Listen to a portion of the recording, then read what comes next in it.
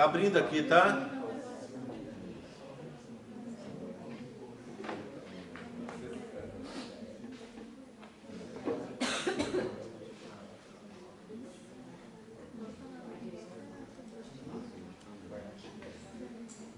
Vamos testar para a gente ver como é que funciona o negócio? A primeira pergunta é a seguinte.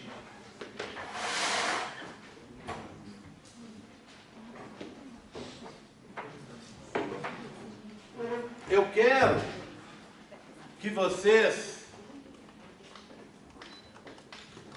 me expliquem quais são os tipos de gêmeos que existem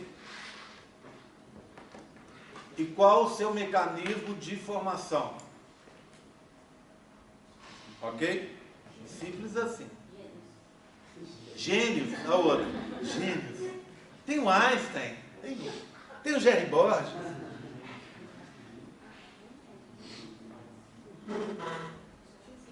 É tipos de gêmeos e o quê? Ih, fudeu, hein? Tipos de gêmeos que existem e qual o mecanismo de sua formação.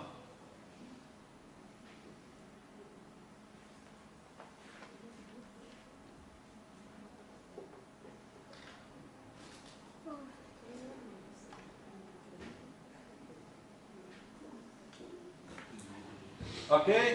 Vamos lá, hein? Olha aqui. Gêmeos é um tema dos mais que causa maior interesse para as pessoas, né? Eu gosto de brincar sempre assim, que sobre a embriologia as pessoas querem saber o sexo dos meninos, a cor dos olhos e se vão ser gêmeos ou não, tá? Então gêmeos é um assunto sempre de interesse para vocês, tá? E sempre um assunto que as pessoas vão estar sempre procurando te perguntar. Ah, você faz... Pergunta, chega aquela reunião de família, né? Ah, fulano de tal quer ter gêmeos, né? Aí fala assim, aquela tia vira e fala assim, ah, pergunta pro fulano, ele faz medicina. Explica aí como é que formam os gêmeos, não é? Então, assim, qual a chance da sua tia da sua prima ter filhos, um casalzinho de gêmeos? Então, eles vão estar sempre perguntando para você, se na família, se fora, né? Então, é um assunto sempre de interesse das pessoas e sempre as pessoas vão te perguntar. E anteontem, eu estava a gente fez o aniversário da Emily lá em Passos, e com a família lá, a família da minha mulher, e eles, eu estava vendo a conversa das pessoas sobre a possibilidade de crianças nascerem de um sexo ou de outro.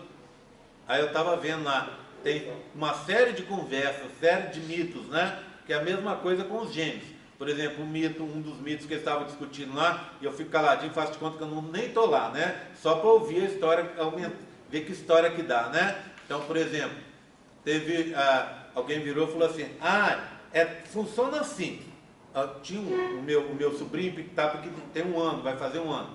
Aí, tinha uma pessoa grávida lá, e o menino não queria ir com essa pessoa que está grávida de jeito nenhum. Aí alguém já virou e falou assim, é porque ela está esperando o menino. Porque se fosse menina, ele ia querer ir no colo dela. A gente ouve isso. Uma vez eu estava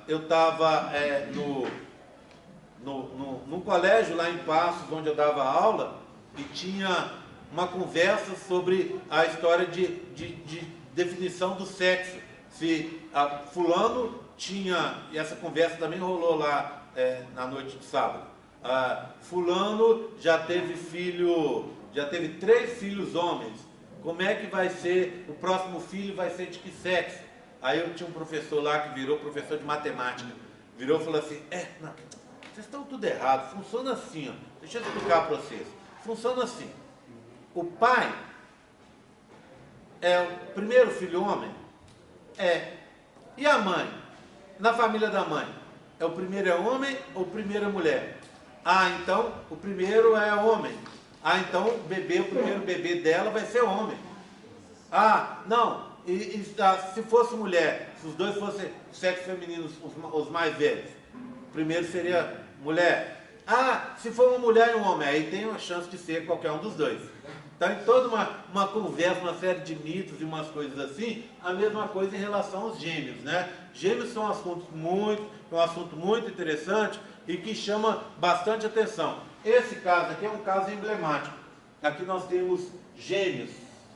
Esses meninos, eles ficaram muito famosos, eles são ingleses, né? E o que aconteceu nesse caso é o seguinte: eles são gêmeos de pai diferente. O que aconteceu? É um casal de negros e o marido já estava meio desconfiado da esposa já um tempo, já estava meio achando estranho. Aí pronto, aí ela ficou grávida, beleza, tudo bem e tal. Na hora que nasceu um moreninho e nasceu um clarinho. Aí o que ele fez? Pediu o DNA dela, tá? Pediu o DNA dela. Bem, pensa bem, no Brasil isso é normal, Por exemplo, a minha irmã bem mais morena, eu sou mais clarinho. Nós não somos gêmeos, mas é costume, às vezes acontece de ter um gêmeo mais clarinho, um mais moreninho. Até chegar num extremo desse aqui acontece, tá? Em termos de cor de pele acontece, nada demais, porque a gente tem toda uma miscigenação, né? Mas lá fora é muito mais difícil e o cara pediu porque ele estava desconfiado. Ele atirou no que não viu e acertou o que viu, não é isso? Ou o contrário, como é que fala? Não sei, né? O que acontece? Ele mirou no que viu e acertou no que não viu, não é assim que fala? Né? O que acontece? Descobriu depois do teste de DNA que não, realmente ela tem um filho dele, esse, mas que o outro não é filho dele, esse aqui, ó. O que ela fez? No período fértil dela, ela teve relações sexuais com o marido e com o amante, e aí ela teve no seu período fértil espermatozoides de duas origens dentro do seu trato genital. Ela ovocitou mais de uma vez, tinha dois ovócitos, dois ali capazes de ser fecundados, eles foram fecundados e deu origem a filhos de pais diferentes, tá? Então, esse tipo de coisa acontece, é raro de acontecer, mas acontece, é uma das curiosidades sobre gêmeos. Normalmente, quando a gente fala de gêmeos, a gente os divide em dois grupos, tá? Os dizigóticos e os monozigóticos, tá? Bem, existe uma classificação, vocês vão ver por aí, a maioria das pessoas dividindo os gêmeos entre fraternos e idênticos, tá? Bem, os gêmeos fraternos seriam os dizigóticos e os idênticos os monozigóticos. Bem, vamos só pensar o seguinte, em termos técnicos, essa classificação é infeliz, tá? Não deve ser usada. Claro que lá o paciente seu, ele vai te perguntar isso, ele vai te falar isso. Ele é fraterno, ele é idêntico, tá? Mas para vocês, essa classificação a gente vai abandonar. Por quê? Porque fraterno vem do latim, que quer dizer irmão. Gêmeos irmãos, ou todo gêmeo é irmão, né? Ok? Então não faz sentido. E gêmeo idêntico? Tudo bem. Os gêmeos idênticos são clones naturais, ou seja, um tem o mesmo material genético que o outro. Nesse sentido, é verdade. Se você for rodar uma amostragem de genômica deles, você vai ver que realmente eles têm o mesmo material genético, tá? Se você fizer um teste de paternidade, por exemplo, o padrão de bandas de um, o padrão ali o padrão de corte ali dos cromossomos de um vai ser igual ao do outro, tudo bem? Então eles são exatamente iguais em relação a isso, mas é só até aí. Por quê? É aquilo que a gente já falou outro dia, eu falei outro dia com o Gabriel. Como é que funciona? O ambiente age de forma que a expressividade dos genes se torna diferente. Então, resultado, o Gabriel expressa genes diferentes dos irmãos deles, diferentes dos dois irmãos dele. Por quê? Porque o ambiente age sobre ele de forma diferente do que está agindo com os irmãos agora. E por isso, não existe essa história de ter gêmeos idênticos, exatamente idênticos. Ele é idêntico em relação ao DNA, mas em relação à expressão dos genes, não. Então, se a gente tira, ao invés da gente fazer um perfil cromossômico, a gente passar um perfil de DNA, um perfil de ácido nucleico, a gente resolvesse fazer um perfil de proteína, que é a expressão dos ácidos nucleicos, dele daria diferente em relação aos irmãos. Por quê? Porque a expressão dos genes depende do ambiente. É o ambiente que vai afetar essa expressão. Então, nesse sentido, ninguém é idêntico a ninguém, tá? Já que a expressão é diferente. Então, gêmeos idênticos, infeliz também, tá? Vamos abandonar isso. Vocês vão ver que a outra classificação que as pessoas usam é chamar os dizigóticos de bivitelinos e os monozigóticos de monovitelinos. Significa mono e bi quer dizer um saco vitelino ou 2 sacos vitelinos. Realmente, os dizigóticos sempre têm 2 sacos vitelinos, isso é verdade. Mas os monozigóticos podem ser monovitelinos ou bivitelínicos. Então, também é uma classificação infeliz, tá? Tem que ser abandonada. Então, a classificação melhor, e que tem a ver com essa pergunta que eu falei com vocês, é a seguinte. Monozigótico, porque eles vêm de um zigoto só. Então, esses daqui de cima são resultado de uma fecundação única. Ou seja, é um espermatozoide mais um ovócito 2, fecundou, tá? 2 células haploides, gerou uma célula diploide, que é o zigoto. Então, um zigoto só. Ok? Tudo bem? Aí, o que acontece? Esquece, repete, vou repetir, tá? Estou falando, pensando na próxima pergunta e falando um monte de besteira aqui. Vou repetir. Dizigóticos, 2 zigotos, tá? 2 fecundações, tá bom? Ok? Tá? Estão prestando atenção agora? Porque agora eu vou tentar prestar atenção, tá? Então vamos lá. Para você ter 2 zigotos, você tem que ter 2 fecundações, não é? Então a mulher tem que produzir 2 ovócitos 2, que vão ser fecundados, ou 2, ou 3, ou 4, que podem ser fecundados por 2, 3 ou 4 espermatozoides. Então, cada zigoto, uma fecundação, mais de um zigoto, mais de uma fecundação. Então, dizigóticos é isso, tá? Ou seja, 2 ou mais ovócitos fecundados por espermatozoides diferentes. De vez em quando a gente ouve aí coisas absurdas, né? Pessoa falando assim, se entrarem 2 espermatozoides no interior do ovócito 2, aí dá gêmeo? Não, aí dá apoptose. A célula não vai para frente, tá? Na imensa maioria dos casos dá apoptose. Então, para isso, para ter dizigótico, a mulher tem que ter mais de um ovócito. Espermatozoides tem de sobra. Então, a chave disso é a produção de mais de um ovócito. Há gente que diz por aí que isso é talvez um padrão do sexo feminino. As meninas produzem normalmente mais de um ovócito no mesmo ciclo, tá? Então, se isso é verdade, ia ser uma coisa bem diferente do que a gente está imaginando, né?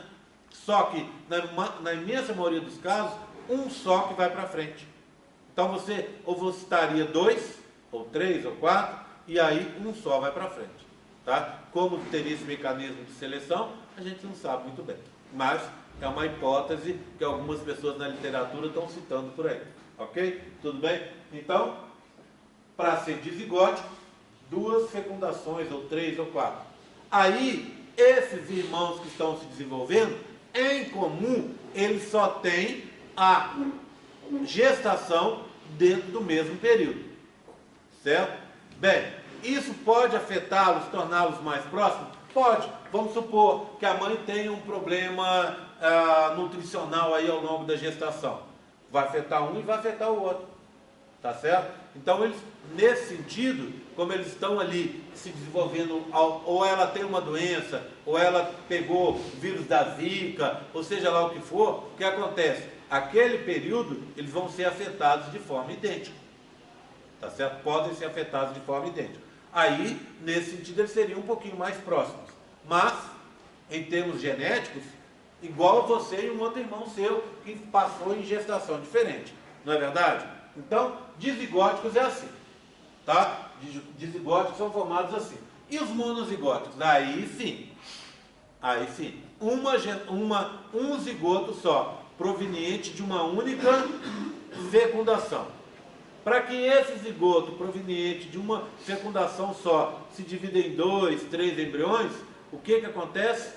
Em 2 períodos aí, na fase de blastocisto ali, ou na fase seguinte bilaminar, ele vai se dividir em 2 embriões. Tá? Ele vai se dividir em 2 embriões diferentes. Então, e o que causa isso? A gente não sabe direito. Tá? Sabe que o processo acontece nessa pequena janela, que vai aí do período da implantação ali no dia 7, dia 8, até no máximo dia 14, dia 15. É essa janela que tem para a ocorrência dos gêmeos. Dos gêmeos monozigóticos, tá? E aí, se passou dessa janela, entra na fase trilaminar e aí já não vai acontecer mais, tá bom? Ok? Então, esse é o mecanismo, tá? Foi da primeira pergunta, tá bom? Então, como é que funciona? Os dizigóticos, a próxima pergunta, vamos lá? Eu quero que vocês falem para mim sobre a herdabilidade desse caráter, certo? Que é a formação de genes, tudo bem? Então, qual que é a herdabilidade da formação de genes? Bem, está muito bem estabelecido na literatura que os dizigóticos têm um caráter de herança familiar. Como funciona esse caráter de herança familiar? Primeiro, é preciso estabelecer que gêmeos não são tão incomuns assim não. Tá? A gente está falando em torno de um parto gemelar para cada 2.000 partos, 3.000 partos. Gêmeos variam de acordo com a raça. Existem raças, tá? Que tem mais chance de ter gêmeos do que outros. Tudo bem? E a maioria dos gêmeos são gêmeos dizigóticos, ou seja, gêmeos que se você vê um do lado do outro, você não sabe que são gêmeos, porque eles não são provenientes do mesmo zigoto. Tudo bem? Tá? Então a maioria dos gêmeos são assim, 2/3 dele. Ou seja, a cada 3 gêmeos, 2 são dizigóticos. E um seria monozigótico. Tá certo? Um seria monozigótico. Bem, como é que funciona a herdabilidade, então, dos dizigóticos? Funciona assim. Você tem casos de gêmeos na família? Não? Tem? Quem tem gêmeos lá? Irmão do meu avô. Irmão do seu avô. Alguém mais tem caso de gêmeos na família? Menina? Menina, tem? A minha avó teve filho gêmeos? Sim. Alguém mais próximo? Além de avô, bisavô, tataravô? Alguém tem mais próximo, não? Tá. Homem, alguém tem caso? Tem? Qual é? Meu tio. Seu tio? Minha mãe. Sua mãe? Então aqui, ó. Os meninos. Não interessa. Tá? Então por quê? Porque parece essa característica está ligada ao cromossomo X e vai se manifestar nas meninas. Então, se você tem na sua família casos de gêmeos, e óbvio, quanto mais perto o caso, mais chance de você ter. Tá? A minha avó era gêmea. Bem, a chance é menor. Tá? Agora, se você tem na sua família, a sua caso dentro da sua irmã, a sua irmã já teve, a sua irmã foi gêmea com seu irmão, você tem mais chance, estou falando de dizigóticos, tá? Você tem mais chance, você teve mais, se sua mãe está grávida de novo, tem mais chance de ter filhos gêmeos do que a população de forma geral, cerca de 30% mais de chance. Tá? Então, se por exemplo, você menina, quer ter filhos gêmeos, se você tem casos de gêmeos na família, casos mais próximos, irmãos, mãe, pai, tios, tá? Você tem mais chance de ter gêmeos, tá? Mas lembra, sempre pelo lado da mãe, não é? Sempre pelo lado da mãe, tá? Agora, oi. Isso independente, tipo assim, se os pais forem gêmeos mono ou... Não, eu estou falando primeiro do dizigótico, tá? Primeiro que me interessa é o dizigótico, que está muito bem estabelecido por aí, tá? Aí você fala assim, ah não, eu quero ter filhos gêmeos. Casei com um cara em que todo mundo na família dele é gêmeo, ele é gêmeo, o pai, o avô, todo mundo, até os vizinhos são gêmeos. Então quer dizer, eu tenho mais chance de ter, vou ter uma boa chance de ter gêmeos. Não, desses gêmeos não, tá? Porque é uma característica que está em você, menina. Tá bom? Oi. Essa pergunta. Minha irmã é casada com. O marido dela é gêmeo também. Sim. Sim. Se isso influencia na maior chance. O marido dela é gêmeo, né? Não gêmeos. Tá com os dois, não, né? Ah, sim, Tá? Então, assim, não influencia, tá? Porque é uma característica que parece que está no sexo feminino se manifestando no cromossomo X. Oi. Gente, tipo assim, nesse caso, o Thiagão, se a mãe dele tem uma irmã gêmea, aí ela, no X dele não pode ter, que ele vai passar esse X Não, porque depende, é trazido de mulher para mulher, você está entendendo? Tá? Como é que funciona exatamente? Eu não sei como é que é, mas parece que ele tem que estar nos 2x ali para estar se manifestando, tá bom? Tá? Senão fica igual na população em geral. Tá? Aí, você quer ter filho gêmeo e não tem nenhum caso de gêmeos na família, você tem uma chance. Todo mundo tem. Tá? Todo mundo tem. Mas aí é uma chance 30% menor. Vocês estão entendendo? Tá? Agora, esse daqui de baixo, entenderam então lá de cima? O de baixo. O de baixo, até pouco tempo atrás, se acreditava que era distribuído de forma igual na população. Ou seja, todo mundo tinha chance de ter gêmeos monozigóticos. A mesma chance. Aí começaram a estudar, em alguns casos mais recentes, eu vou mostrar daqui a pouco para vocês uma planilha ali, que descobriram que em vários países, inclusive no nosso, tem aumentado em muito o número de gêmeos. Nas últimas 2 décadas, tem aumentado bastante o número de partos gemelares. Tá? Tanto desse aqui, quanto desse do lado de cá. Tá? Esse do lado de cá chamou muita atenção, porque qual que seria o motivo? Se é uma característica distribuída igualmente pela população, o que está acontecendo? Provavelmente um efeito do ambiente, não é? Se está acontecendo de 20 anos para cá, é um efeito do ambiente. Aí resolveram estudar quais seriam as razões dessa alteração.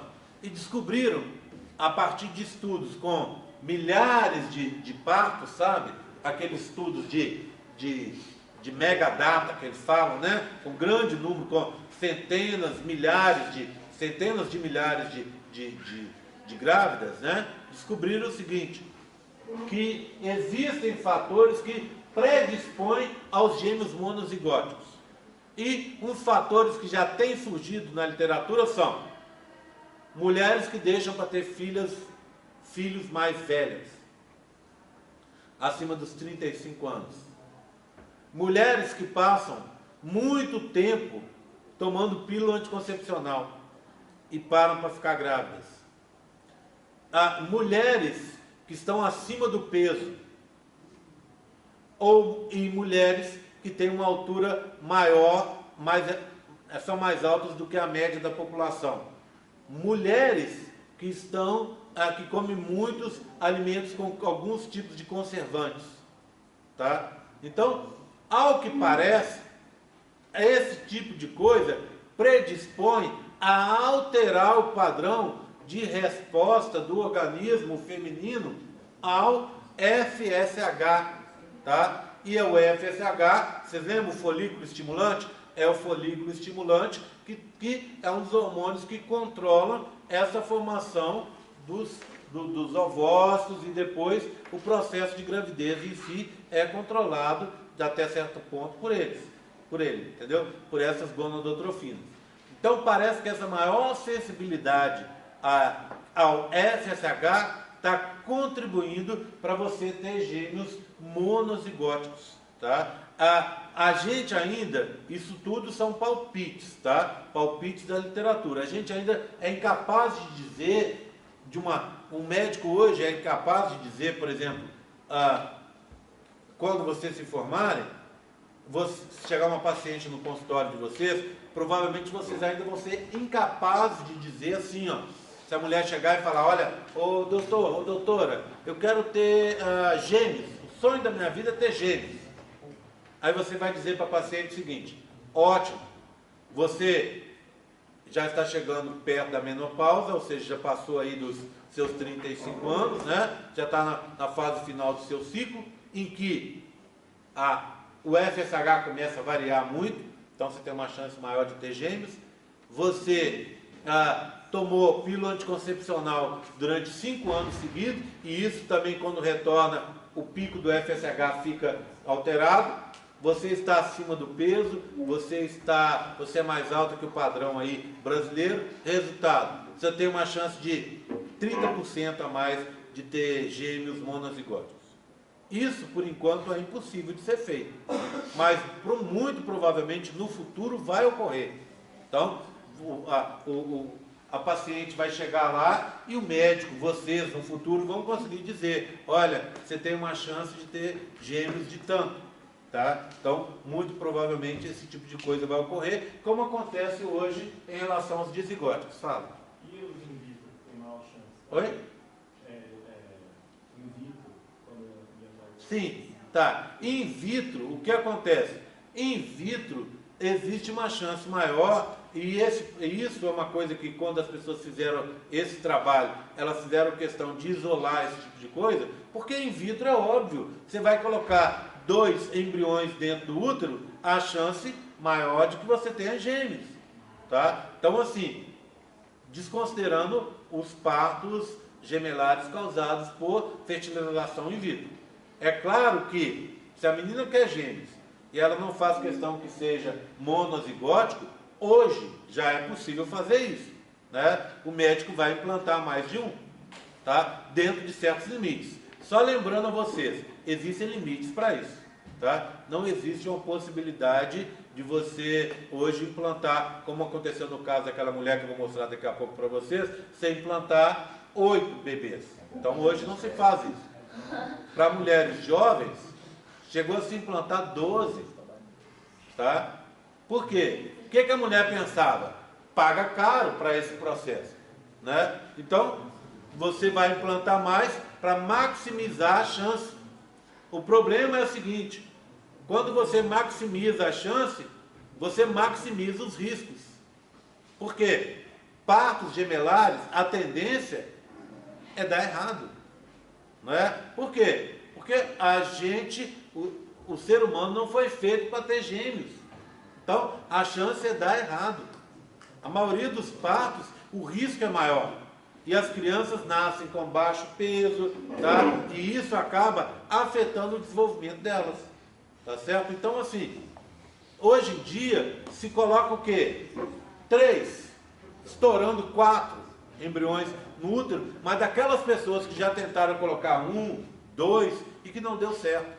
Tá? E aí o que? Numa próxima tentativa, vamos ampliar um pouco. Vamos, ao invés da gente colocar 2, nós vamos colocar 3, ou vamos colocar 4, tá? Para ter uma chance de que o processo siga à frente.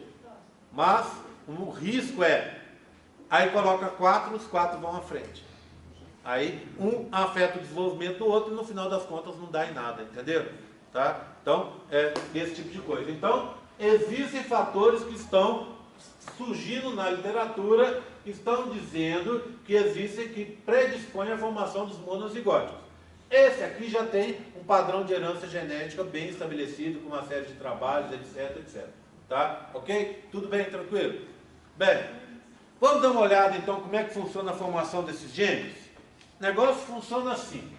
eu vou ter então 3 figuras para mostrar para vocês. Na verdade, conjuntos de figuras, né? Esses são os dizigóticos.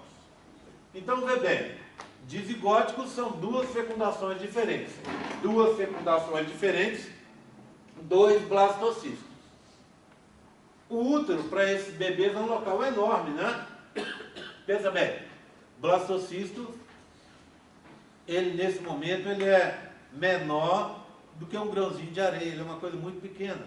Então, a tendência deles normalmente é se implantar em locais diferentes.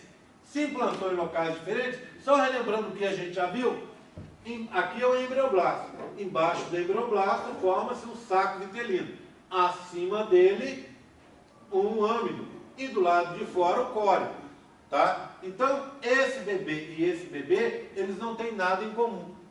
Não tem córeo, não tem âmio, não tem saco vitelino, não tem alantóide. Estão separados. Apenas convivendo durante o mesmo período gestacional do interior do útero. Agora, existe uma outra possibilidade. Olha esse caso aqui, ó. O que aconteceu com esses bebês? Eles se formaram igual aos de lá, mas por coincidência ou por azar deles, eles se implantaram próximos. E ao se implantar próximo, o que aconteceu? Houve uma fusão dos sacos coriônicos, está vendo? Um córeo se fundiu com o outro e eles passaram a ter uma placenta única. O restante, saco vitelino, âmio e alantóide são separados, não é? Concorda comigo? Por que eu falei azar? Porque ocasionalmente pode acontecer o que a gente chama de transferência placentária. Deixa eu mostrar para vocês isso aqui, ó, rapidinho. Vou pular lá pro final, tá? Cadê? Não tem? Não é aqui? Não é aqui. Espera aí. Deixa eu achar aqui para vocês. Só um segundinho, pessoal.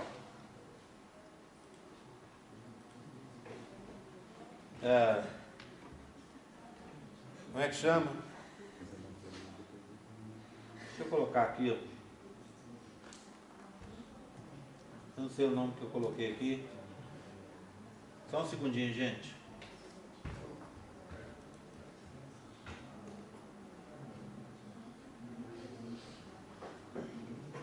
Deixa eu ver se eu acho aqui.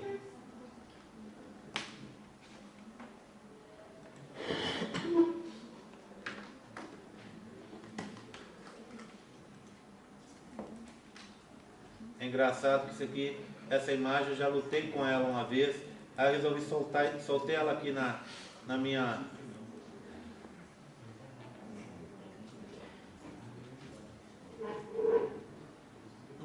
na minha tela aqui, agora tirei fora e não acho. Deixa eu ver se eu acho aqui. Se não achar, eu sei onde é que tem. Quer ver? Deixa eu achar aqui, quer ver? Só um minutinho, gente. Pode ser esse aqui. Esse. Vou ver se ele está aqui. Não, esse é o mesmo. Não, inclusive é esse aqui, tá vendo? Esse não é o mesmo também. Que merda! Então deve estar na medicina. Só um segundinho, gente.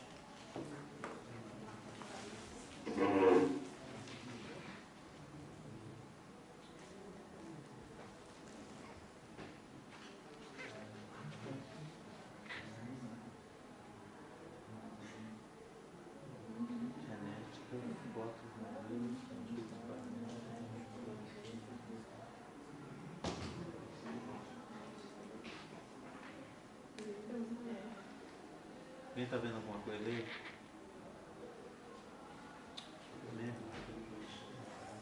Bem, estou achando. Daqui a pouco eu vou dando aula aqui, vou pensando, daqui a pouco eu acho, tá? Vamos lá então? É um vídeo da transferência placentária, tá? Bem,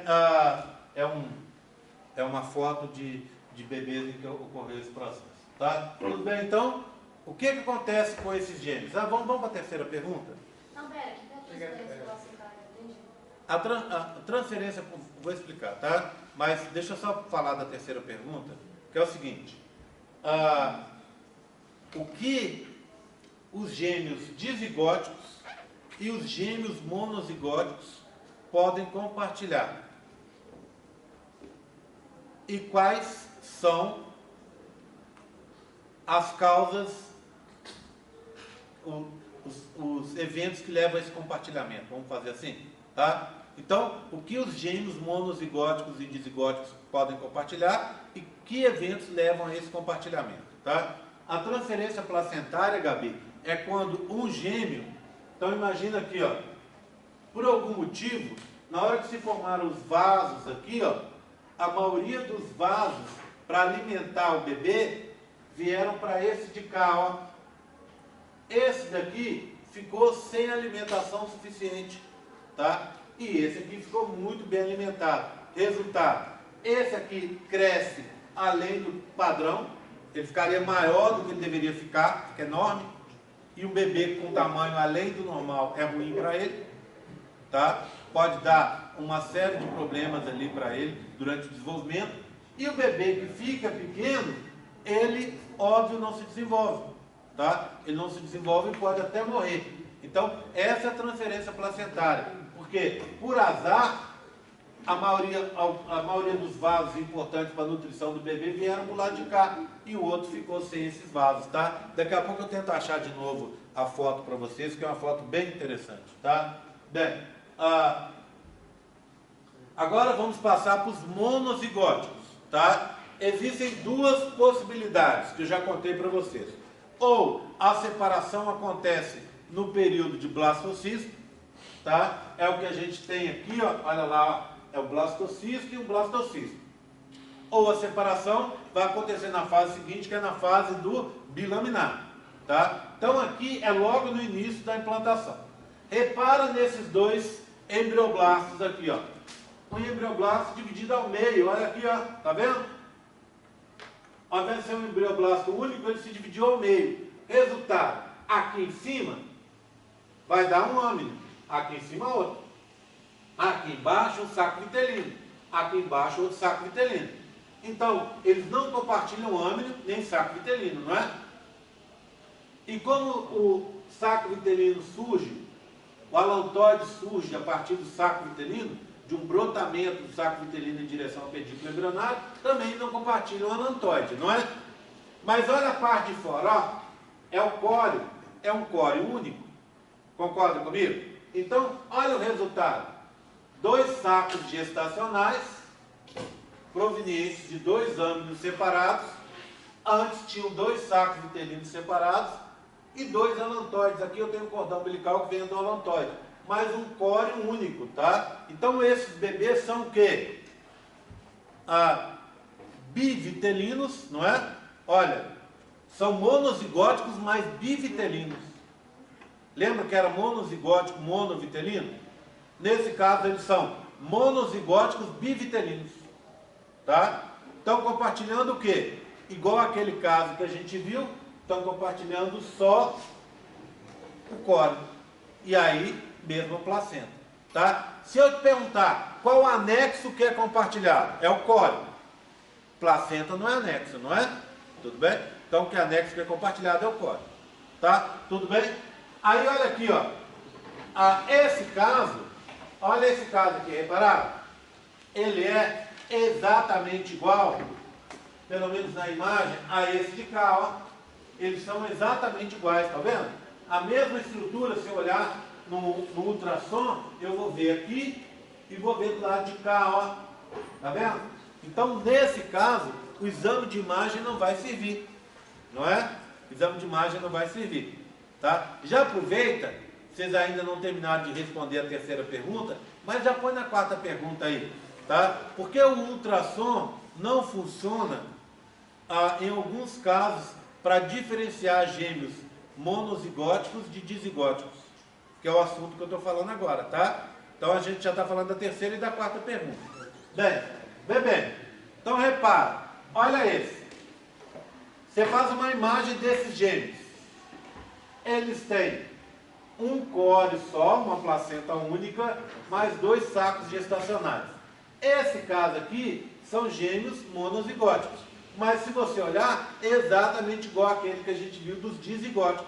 Por isso o ultrassom não resolve, porque a estrutura é a mesma. Mas você concorda comigo que a formação é outra? A estrutura é a mesma, não é? Mas a formação é outra. Por quê? Nesse caso aqui, ó, o embrioblasto se dividiu ao meio e aí deu 2 embriõezinhos aqui presos dentro do mesmo córeo. No outro caso é diferente. Você teve 2 gêmeos formados, separados e que se implantaram proximamente, dando origem, fundindo os 2 córeos. Esse caso de lá é fusão dos córeos. Nesse caso aqui não é, é o mesmo córeo. Concorda comigo? Mas quando você olha no ultrassom, você não consegue distinguir, tá? Eu vou continuar desenvolvendo essa história do ultrassom, tá? E depois a gente fecha esse assunto falando do restante. Olha aqui. Agora olha esse outro caso. Oi? Você vai fazer um ultrassom do paciente lá no seu consultório. Você fez o ultrassom e descobriu o quê? 2 bebês, parabéns mãe, são gêmeos. Esses bebês têm uma placenta só. Tá bom? Mas você olha, tem 2 sacos gestacionais, tá vendo? 2 ângulos, um e outro. Você vai dizer para a mãe, a próxima pergunta da mãe é: doutor, são idênticos?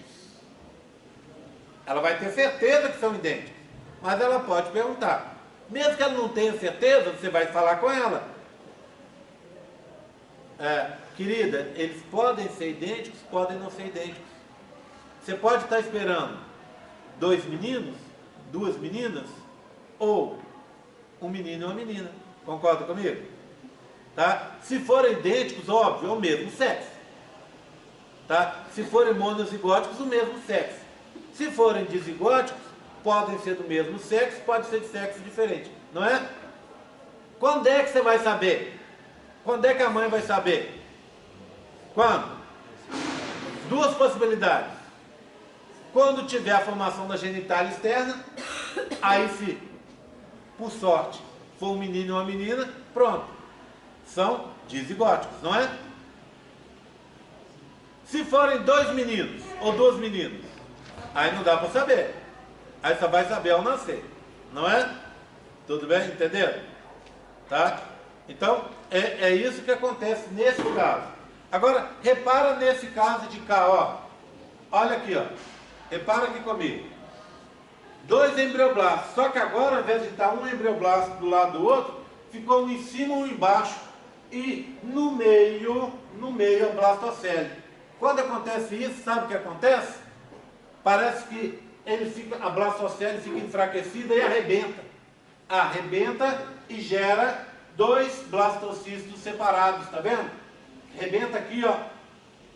Esse vai reformar a blastocele e virar esse, e essa parte de baixo reforma a blastocele e vira essa.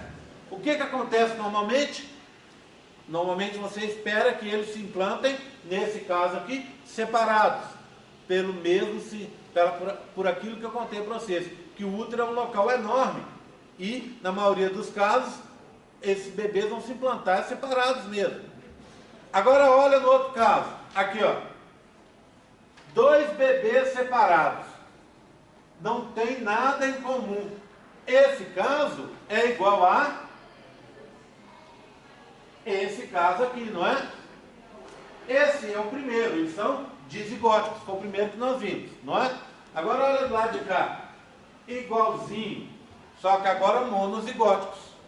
Portanto, se a sua paciente tiver 2 bebês com placentas separadas, com sacos gestacionais separados, você não pode dizer, de abater uma tela e falar, são dizigóticos, mãe. Você não pode fazer. Por quê?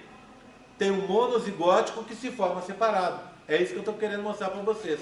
Portanto, o exame de ultrassom, nesse caso, não serve, entendeu?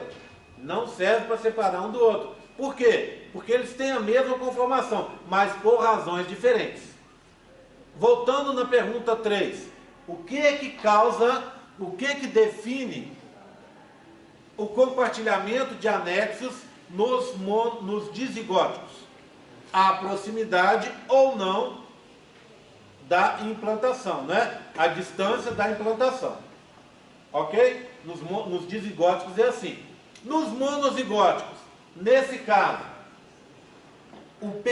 é definido pelo período que se formam e pela proximidade ou não da implantação. Concorda? Esses daqui se formaram na fase de blastocisto.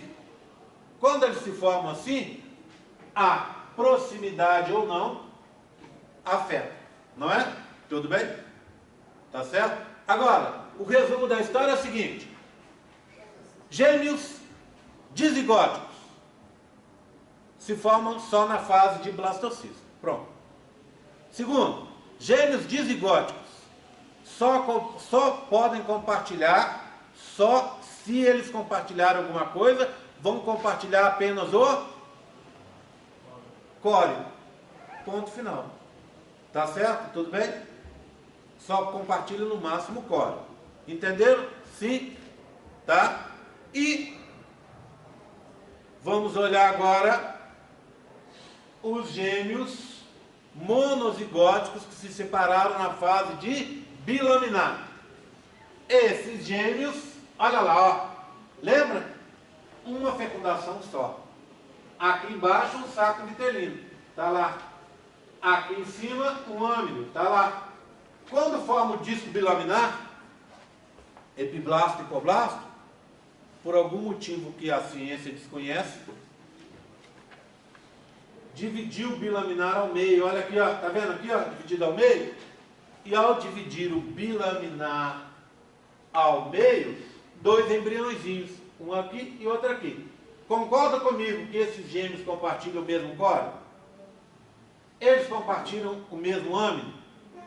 Compartilham o mesmo saco vitelino? Sim, eles compartilham 3 dos 4 anexos. E o alantóide, Gerry, pode compartilhar? O alantóide é mais difícil. Pode, normalmente, esse vai ter um alantóide e esse é um alantóide. Mas é possível, em alguns casos, ter um alantóide único e depois se divide. Começa com um alantóide único e aí se divide para os dois, tá? Dando origem, por exemplo, a 2 cordões umbilicais, tá? Então, nesse caso aqui, olha o resultado desses embriões. Estou acabando, tá, gente? Olha o resultado desses embriões. Olha, dentro do mesmo saco gestacional, tá? Esse caso é aquele caso que as mães adoram. Se você entrar lá no YouTube e procurar vídeos, você vai ver os ultrassons 4D com os bebês brincando. É 4D mesmo, né? 3D em função do tempo. Então 4D que eles chamam.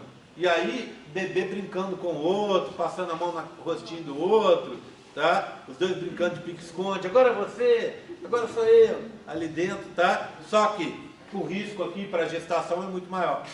A chance de você ter transferência placentária aqui é muito grande, tá? Então, o risco é maior. Oi. Esse aqui? Fala.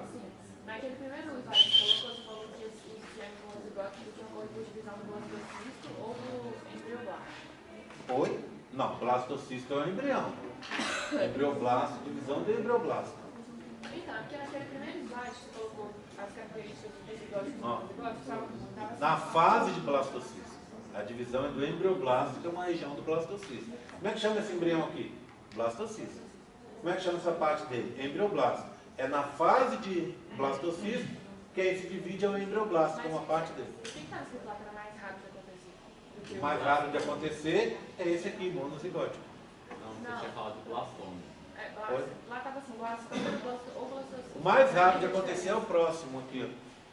Não, eu não entendi. Você quer que volte para aquele de lá? Pronto. Explica aí, cadê? Aí estava escrito assim, ó. Está escrito. Com mais separação dos blastos. Blastômeros mais rara. Ah não, espera aí, isso aqui eu nem comentei, presta atenção, ó. Essa aqui está colocada como rara, mas que eu conheço de literatura, não existe essa possibilidade, tá? Separação ao nível de mórula, por exemplo, antes de mórula. Por que que eu digo que ela é possível, mas ela não é comprovada na prática? Como assim? Por exemplo, as pessoas pegam para estudar células-tronco, você pega um embriãozinho, antes de ter a compactação da mórula, rasga ele, abre, pega aquele monte de células e espalha. Quando está na mórula ainda dá, você consegue partir ele, só que você vai perder células ali naquele processo. Você partiu em 2, aqui gera um embrião, aqui gera outro. Se você partiu em 4, que gera um, gera outro, gera outro, entendeu? Gera 4, tá? Então, na pesquisa é possível, mas não existe nenhum caso, ou que eu saiba, comprovado de formação de embrião na fase humano, nessa fase ainda, antes de você formar o blastocisto, entendeu? Na teoria é possível, na prática ainda não foi comprovado, pelo menos que eu saiba, entendeu? É isso aqui que está aqui. Então, naqueles 2 casos, quando o embrioblastoma 2 assim, eu falo em cima e embaixo, nos 2 casos a divisão de embrioblasto. É embrioblasto, que é a fase de blastocisto, tá? Bem, para a gente encerrar aqui agora, o último, tá? Na próxima aula eu vou mostrar para vocês o caso daquela mulher lá dos óctopus e vou mostrar para vocês o caso da transferência placentária, tá? Tudo bem? Então, olha aqui, ó. Esse último, mesmo caso que o anterior, mesmo caso, mesmíssimo caso. Só que aqui a separação foi parcial e os embriões ficaram unidos por uma parte do corpo. Esses são os gêmeos que a gente chama de chifópagos, que o pessoal chama popularmente de gêmeos siameses, tá? São siameses. Na próxima aula também eu vou mostrar uma historinha desses gêmeos siameses para vocês. Então, eles ficaram unidos. Essa união aqui é pela cabeça, eles são craniópagos, tá vendo? Mas pode se unir pela coluna, pelas costas, por várias regiões do corpo, pelas perninhas, tá? Por quê? 2 possibilidades. Ou você teve uma separação incompleta, ou você teve uma separação e, de novo, por algum motivo que a gente não sabe, uma união parcial desses embriões. O último dos embriões que eu não falei e que tem a ver com esse é o parasita. O que é o embrião parasita? O gêmeo parasita. É aquele gêmeo que se está unido com o outro, mas um dos gêmeos não se desenvolveu. Então, partes do corpo dele estão no corpo do outro bebê. Por exemplo, você pode ter um tecido a mais, você pode ter alguns órgãos a mais. Esses órgãos podem ser internos, podem ser externos, tá? E aí seriam os gêmeos parasitas. Na próxima aula eu vou explorar um pouco mais esse assunto. Queria só falar o básico para vocês. Hoje aí. No siameses sempre vai ser na mesma placenta, né? Sim. Mas aí vai ocorrer transferência. Espera aí, gente. Só um segundinho. Transferência placentária ou não? Porque eles estão juntos. Não, nem sempre, tá? Quer dizer, os siameses eles não estão unidos ali. Então, em muitos dos casos siameses, a alimentação de um é a alimentação do outro. O problema, às vezes, acontece quando o bebê cresce, a criança cresce. E aí, às vezes, por algum motivo, um está prejudicando o outro. Isso acontece muito em parasita. Então, por exemplo, você tem alguns órgãos do outro bebê que estão ali competindo com os órgãos do bebê dono ali da situação. Então aí, esse bebê pode ser prejudicado, tá? E aí muitas vezes tem que fazer uma separação por causa disso. Tudo bem? Vou desligar para fazer a chamada e a gente poder ir embora, tá? Segundinho. Gente, Posso desligar? quando, por exemplo...